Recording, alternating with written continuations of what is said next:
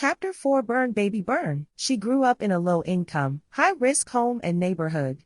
Her mother was unable to rear her properly due to her drug addiction, and was never home because she was too busy running the streets all times of the night and chasing her high, which left her in the home to fend for herself as a young child. She never even knew who her father was. This led to her going hungry many days, being frightened most nights due to being home alone, not going to school and barely having a bath because her mother rarely paid the bills, leaving no hot water in the home. Eventually, Child Protective Services were called and little Sandy was sent to foster care. After residing in foster care for 2 years, her maternal grandmother was able to bring her home and take care of her. Her grandmother tried her best to rear her correctly, but it was difficult with not knowing who the child's father was to obtain financial support from, no decent male or female role models outside of herself, the child having a mother strung out on drugs and them having to reside in an area where there was an abundance of drug dealing, alcohol and drug use, as well as violence and crime.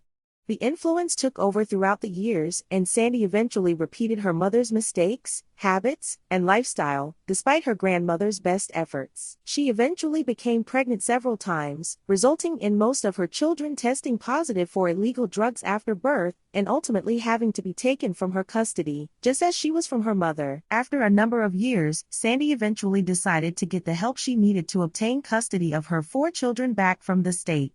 Her grandmother was too elderly and frail by now to raise young children, and although she attempted to get Sandy's kids for her too, the courts would not allow it. Sandy relapsed halfway through the drug rehabilitation program she was enrolled in after having strong urges to use again and leaving the program unsuccessfully to go and get high.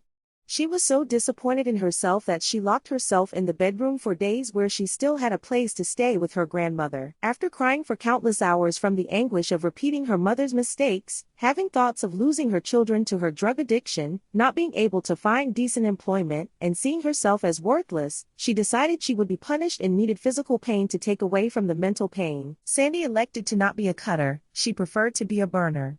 Sandy doused herself in flammable fluid and lit her cigarette lighter. As she began to scream from the pain of the flames and held onto the headboard of her bed to forcefully attempt to take the pain of the fire, melting her skin and burning her hair. Her grandmother ran into the room after hearing her screams, saw her on fire, beat the flames off of her with a nearby blanket, then called 911 to report the emergency.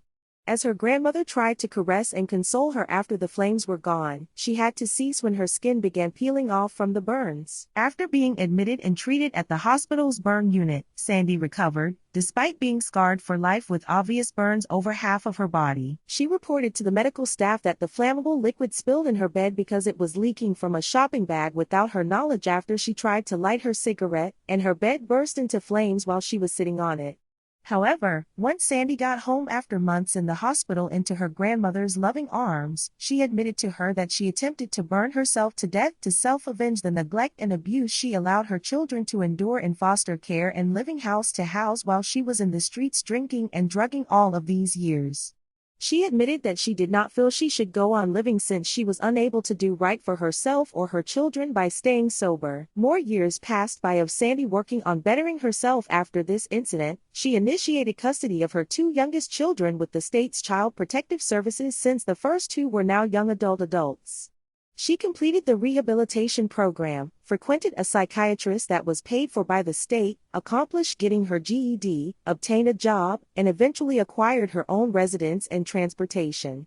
She successfully obtained full custody of her 2 younger children after supervised, then unsupervised visits. She was able to make amends with her 2 young adult children, who forgave her and helped out with their 2 younger siblings. Sandy also revealed to all of the children that the burn scars were intentional and not accidental as they had thought all of these years. She explained to the children why she did it and how she did it. They all hugged and cried together and vowed to always be there for each other. Sandy educated all of her children on how to stay in positive environments, around positive people, to always progress and better themselves, how to stay busy with constructive occupations and recreational activities and protect themselves to avoid having diseases or children they are not ready for or able to care for. Although Sandy walked around for the rest of her life with severe burn scars over half of her body, including her face and neck, and always received stares and whispers from strangers. She did not care about what others said or thought because, as Sandy put it, my mental and emotional pain was more excruciating than this burn injury, and these external scars can never compare to my internal scarring. I would rather have these burn scars to remind me of the pain I once endured and overcame due to my past lifestyle than to walk around unscarred externally, but still scarred internally. It was years in the making, but Sandy was a changed woman, often went back to the rehabilitation program she was in to tell her story to other addicts in recovery. There was never a dry eye in the building when she was done speaking. Self-injury, the act of harming yourself, is usually not meant as a suicide attempt, rather a harmful way to cope with emotional pain, intense anger, and frustration. However, Sandy took hers further. Her mission was to complete suicide until her grandmother walked into the room and saved her life.